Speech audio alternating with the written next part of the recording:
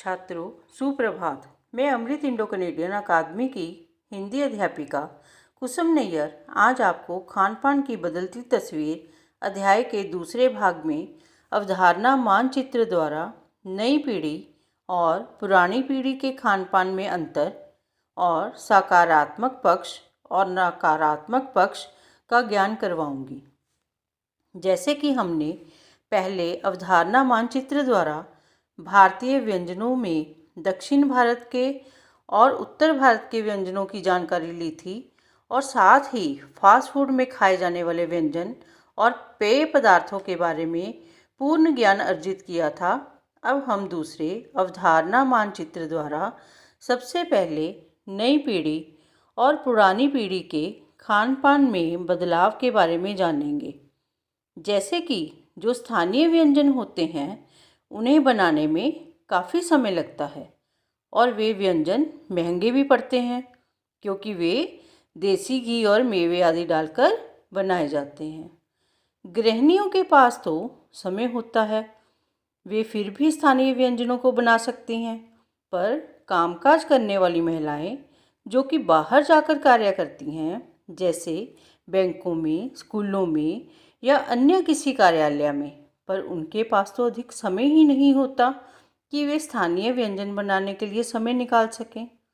पर आजकल की युवा पीढ़ी को तो स्थानीय व्यंजनों की जगह फास्ट फूड ज़्यादा पसंद है, जैसे नूडल्स, बर्गर, पिज़्ज़ा आदि, क्योंकि भूख लगने पर ये व्यंजन जो हैं वो जल्दी से और आसानी से बन जाते हैं और फास्ट फूड जो होते हैं वे स्थानीय व्यंजनों के मुकाबले में सस्ते में भी बन जाते हैं।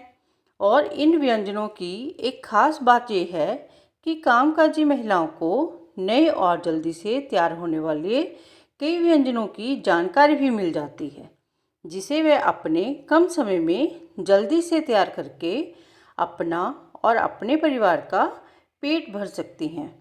अगर खान पान के बदलाव के ढंग को सकारात्मक पक्ष से देखा जाए तो इस बदलाव में अर्थात फास्ट फूड के आने से नई पीढ़ी को देश विदेश के व्यंजनों को जानने का ज़्यादा अवसर मिलता है।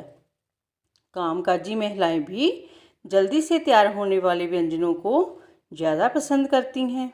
इससे राष्ट्रीय एकता को भी बढ़ावा मिलता है।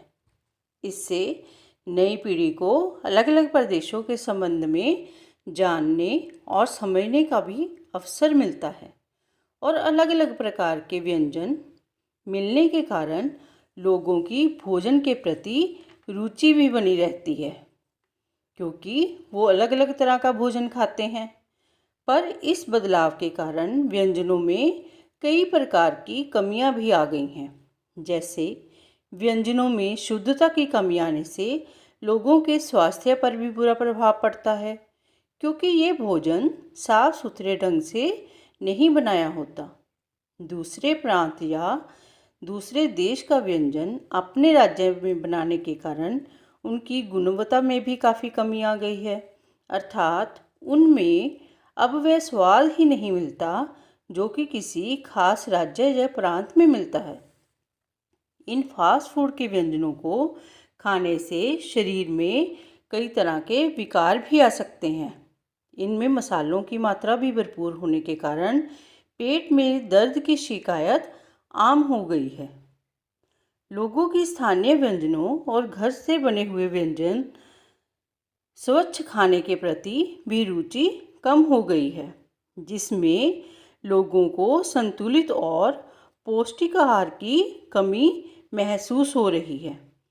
इस अध्याय से हमें ये जानकारी मिलती है कि खान पान की मिश्रित संस्कृति से भी हमें असली स्वाद नहीं मिलता, परंतु इस मिश्रित संस्कृति का विकास अभी रुका नहीं है, बल्कि यह और भी विकसित होती रहेगी। धन्यवाद।